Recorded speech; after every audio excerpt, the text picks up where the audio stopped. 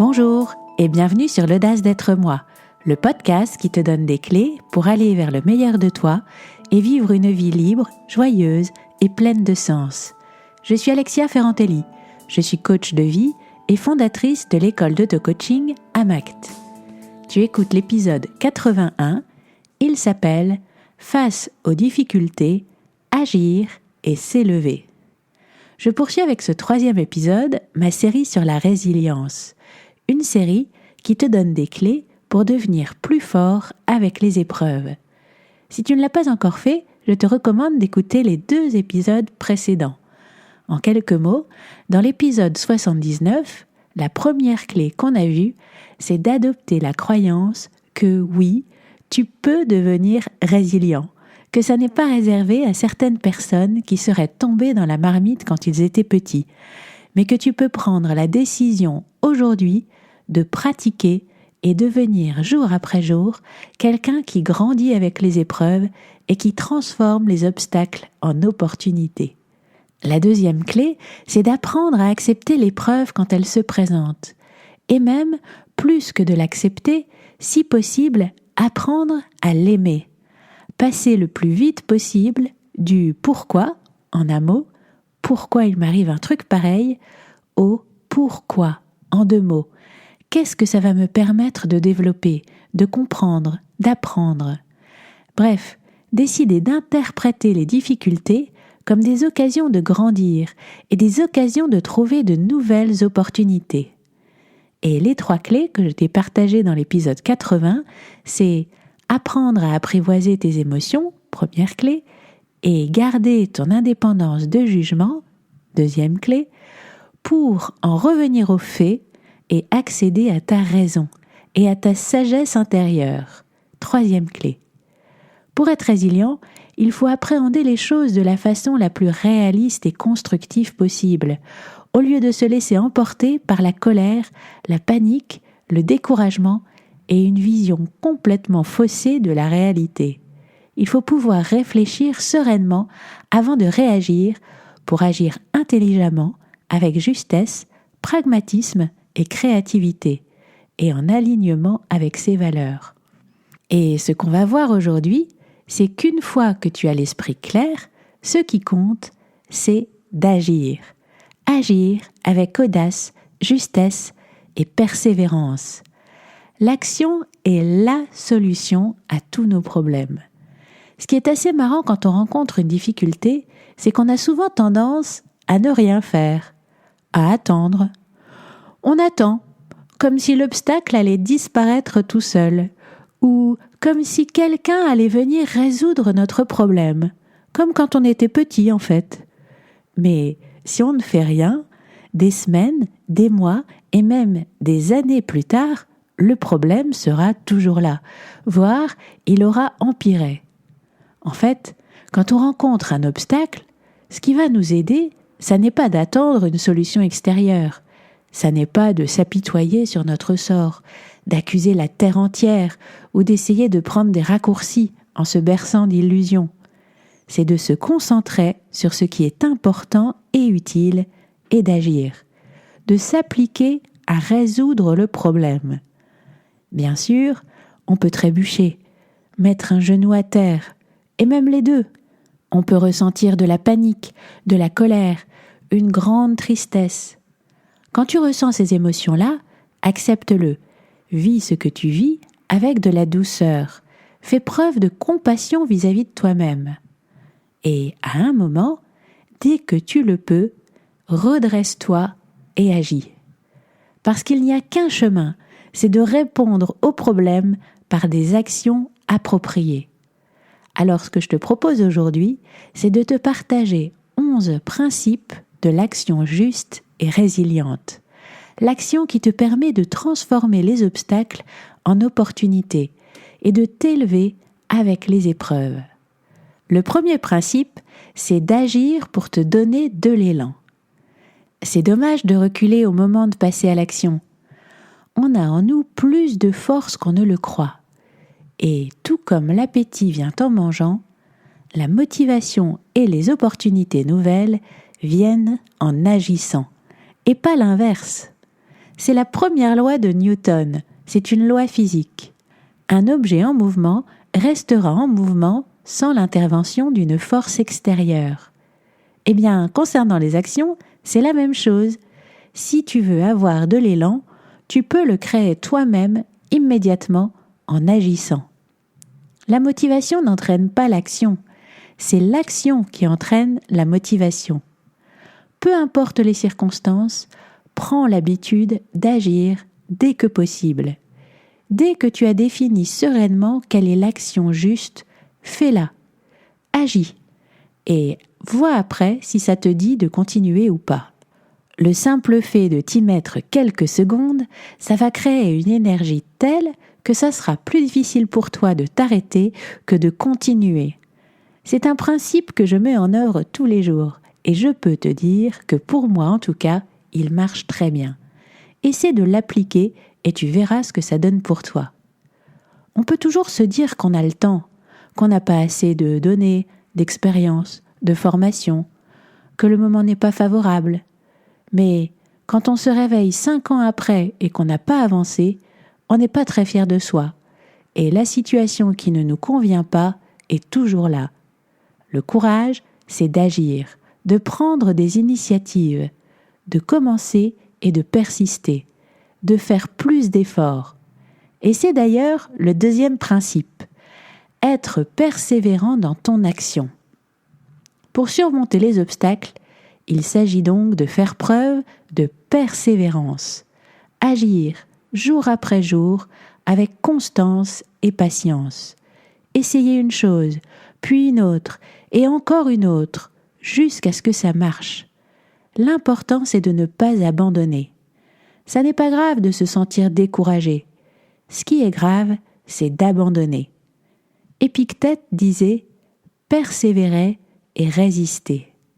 Pour surmonter les difficultés, il s'agit de persévérer dans l'effort et de résister au découragement, à la distraction et à l'énervement. Le troisième principe, c'est de prévoir qu'il y aura des obstacles. Si tu veux réussir quelque chose, c'est bien de visualiser très clairement ta réussite, parce que ton esprit et tout ton corps comprennent où tu veux aller et en quoi c'est bon, et ils se mobilisent plus naturellement. Tu sais clairement pourquoi tu agis, tu as clarifié ce à quoi tu aspires vraiment. Ça te donne un cap, ça tend ton action dans une direction. Mais c'est important aussi d'anticiper que ça ne va pas être facile, que les choses ne vont pas se passer comme tu l'avais prévu, qu'il y aura des obstacles. Si tu sais qu'il y aura des difficultés, tu seras moins surpris quand elles se présenteront. Tu ne te diras pas que ça n'est pas normal, que c'est pas juste, que tu n'aurais peut-être pas dû t'engager dans cette voie-là. Tu vois ça comme une chose normale à laquelle tu savais que tu allais être confronté et que tu vas juste surmonter. Quand un navigateur doit aller quelque part, il n'oriente pas son bateau en permanence vers le cap. La traversée ne se fait pas en ligne droite, mais quelles que soient les tempêtes qu'il traverse, il ramène sans cesse son bateau vers le cap. Le quatrième principe, c'est l'humilité. Parfois, on se dit « ça ne va pas, je ne peux pas agir, je n'ai pas assez confiance en moi ». Le manque de confiance en toi ne doit pas t'empêcher d'agir. La confiance viendra en agissant. Si tu doutes de toi, tant mieux, prends-le comme un atout.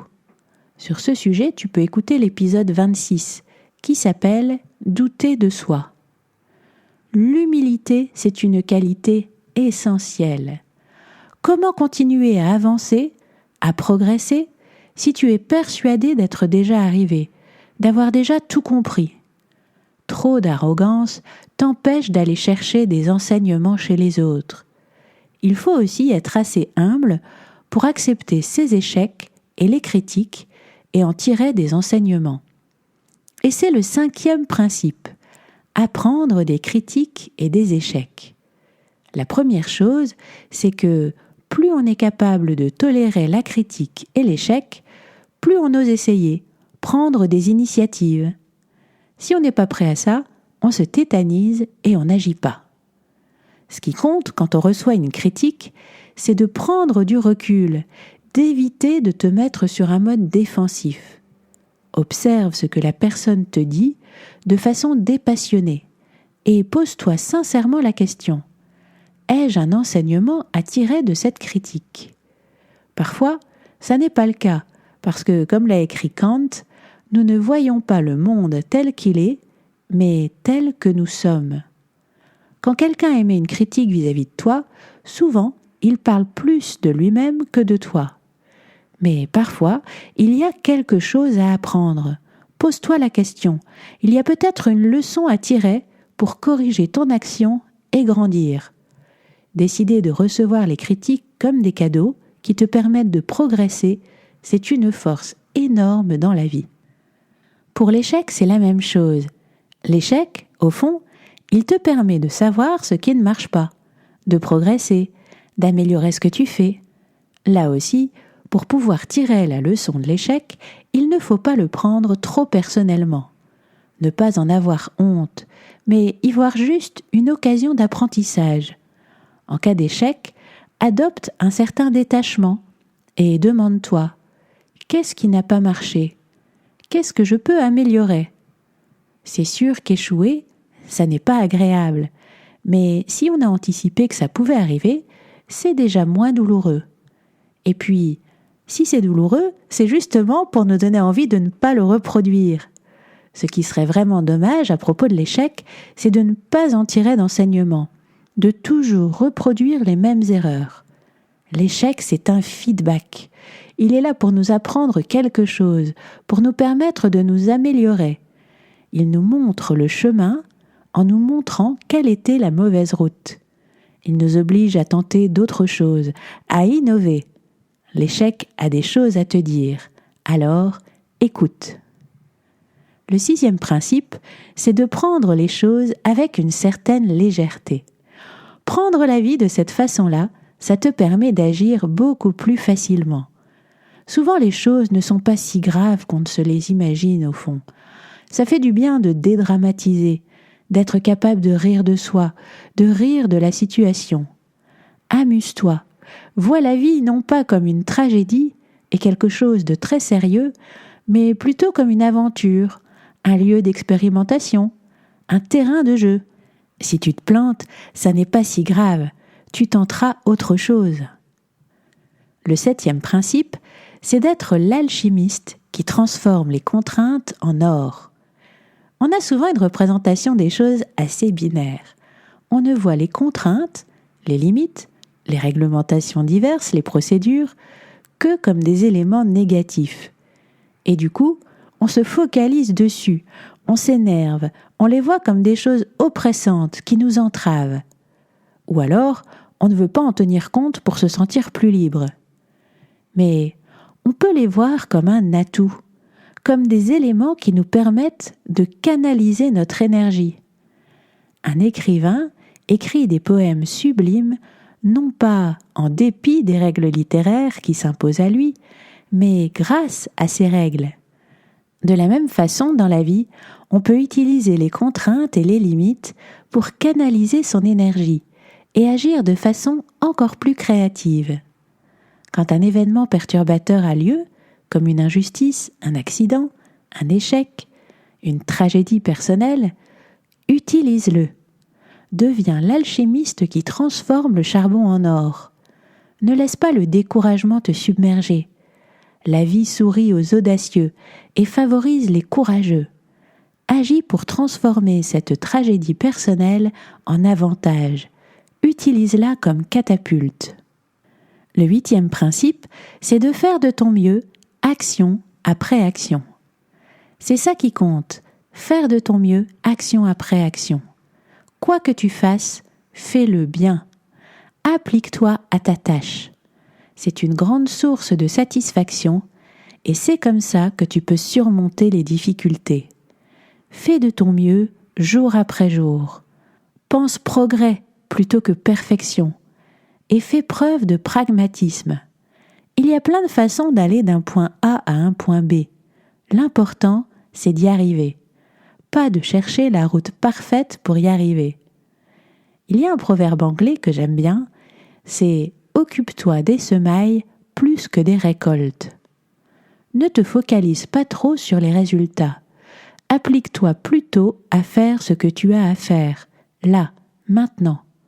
Concentre-toi sur ton action, pas sur la récompense que tu en attends.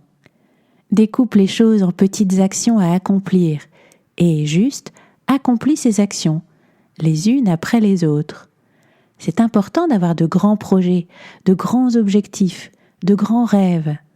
Mais ensuite, ne reste pas paralysé par la vision de l'immense montagne qui se dresse devant toi.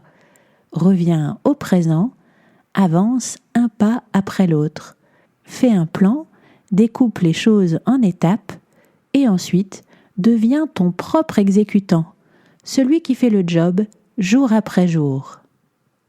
Le 9e principe, c'est de ne pas trop parler de ce que tu vas faire. Évite de trop parler de ce que tu vas faire. Ça peut être une tentation de parler beaucoup de ce qu'on va accomplir, de nos grands projets. C'est tellement plus facile et plus agréable d'en parler que de le faire vraiment. Mais je te conseille d'éviter de le faire. Comme l'a écrit Kierkegaard, exprimer ce qui n'est qu'une pensée affaiblit l'acte en y coupant court. Parce que le problème, c'est qu'à force de parler, on a l'impression qu'on est déjà en train d'avancer. On a suscité l'intérêt des autres avant d'avoir accompli quoi que ce soit. Et du coup, quand vient le moment de se mettre vraiment à la tâche, au moment où il faut fournir l'effort difficile, ça a déjà beaucoup moins d'intérêt. Et on a passé tellement de temps à parler que quand les choses deviennent difficiles, on peut même avoir l'impression qu'on a déjà tout essayé, alors qu'on vient juste de commencer. Tu as besoin de ton énergie pour agir, alors ne la dilapide pas à parler. J'aime bien cette citation de Pablo Picasso. Les autres parlent, moi, je travaille. Le 10e principe, c'est que parfois, le plus judicieux, c'est de ne pas agir.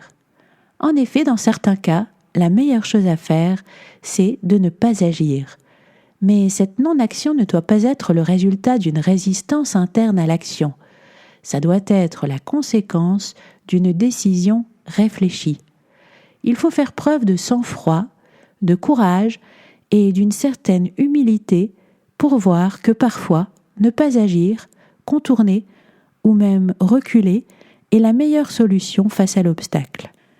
Le 11e et dernier principe dont je vais te parler aujourd'hui, il me tient beaucoup à cœur, c'est d'agir à partir de ton âme, à partir de l'amour.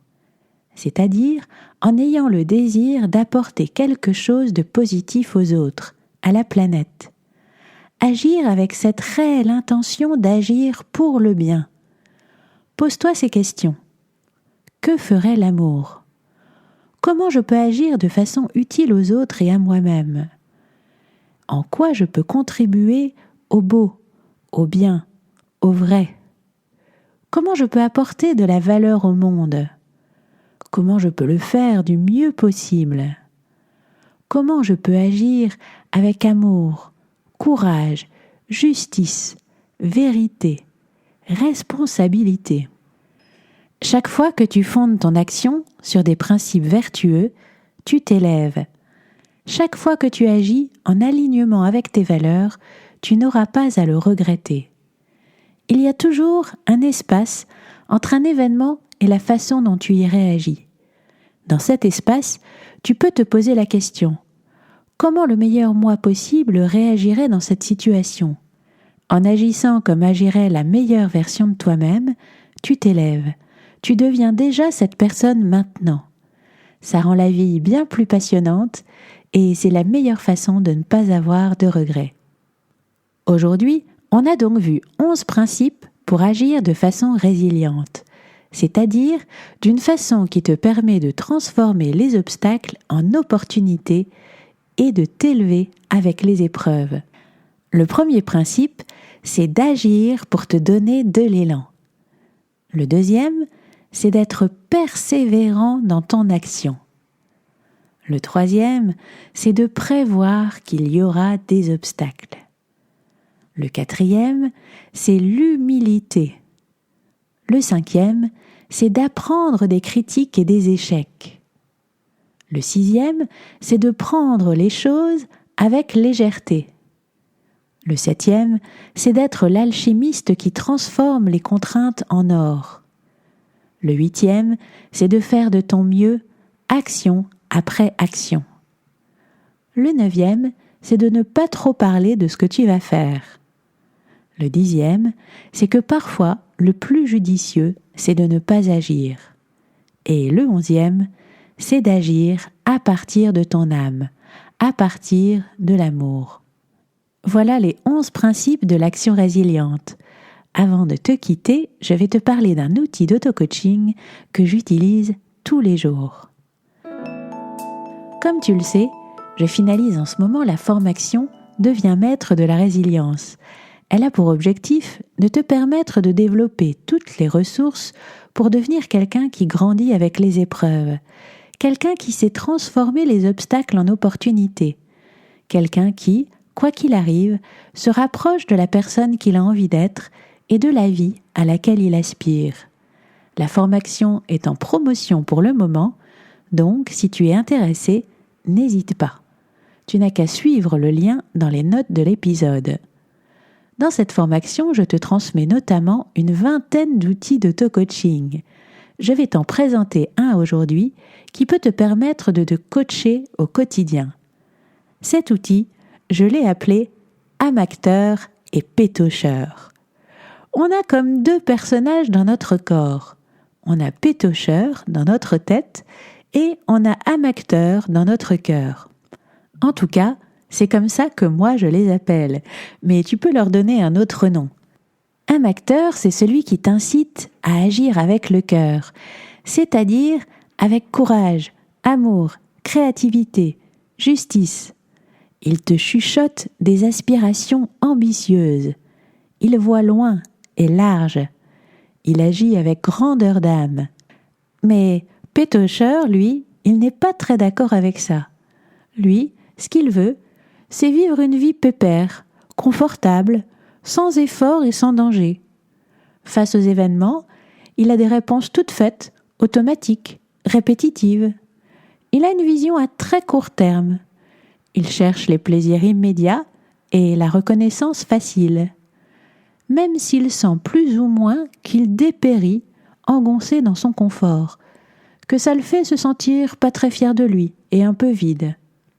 Ce que je te propose, si tu veux te rapprocher de la meilleure version de toi-même, c'est d'écouter le plus possible âme acteur, de lui permettre de s'assumer complètement et de ne pas trop prêter attention à pétocheur quand il essaie de t'empêcher d'agir par pure complaisance ou à cause de peurs irrationnelles. Rassure-le, t'inquiète pas pétocheur, ça va aller. Et suis l'élan d'âme acteur. Le fait de te représenter ces 2 parties de toi comme 2 personnages vivant en toi et à qui tu peux décider de donner plus ou moins de place, c'est un super outil pour te coacher toi-même. Je sais que ça marche super bien pour moi. Tu prends un pas de recul pour voir si c'est pétocheur ou âme acteur qui te parle et tu choisis si tu agis comme il le voudrait ou pas. Chaque fois que tu écoutes âme acteur, tu le rends plus fort. Tu donnes plus d'intensité à sa voix et ça te permet de l'entendre de plus en plus spontanément. Âme acteur, finalement, c'est celui que tu es appelé à devenir. En fait, il ne demande qu'à être entendu. Et pour ça, il faut juste ne pas trop prêter attention au bruit de pétocheur. Je te propose de t'entraîner à suivre âme acteur chaque fois que tu rencontres une difficulté petite ou grande. En t'entraînant au quotidien, sur tous les petits tracas, tu te prépares à agir au mieux quand les grandes épreuves de la vie se présenteront. Et c'est en agissant avec persévérance, humilité et de façon réfléchie, et animé de l'intention de faire le bien, que tu grandiras avec les épreuves. Je te laisse sur cette citation de Marc Aurèle. Un feu ardent a vite fait d'assimiler ce dont on le charge. Il le consume et acquiert même de quoi s'élever plus haut. Si tu aimes ce podcast et que tu veux m'encourager à continuer, laisse un commentaire sur Apple Podcast. C'est ce qui m'aide le plus à me faire connaître. Et aussi, laisse des commentaires et partage sur les réseaux sociaux. Ça te prendra 1 minute, mais ça fait toute la différence. Merci. Je voulais d'ailleurs remercier Mae2301 qui a déposé l'avis suivant sur Apple Podcast. Le meilleur podcast que j'ai écouté. J'en ai appris tellement en si peu de temps. Les exercices qui y sont donnés sont top. Merci à toi Mae2301 d'avoir pris le temps de déposer ce message qui me fait très plaisir et qui permettra à d'autres de me découvrir. À bientôt!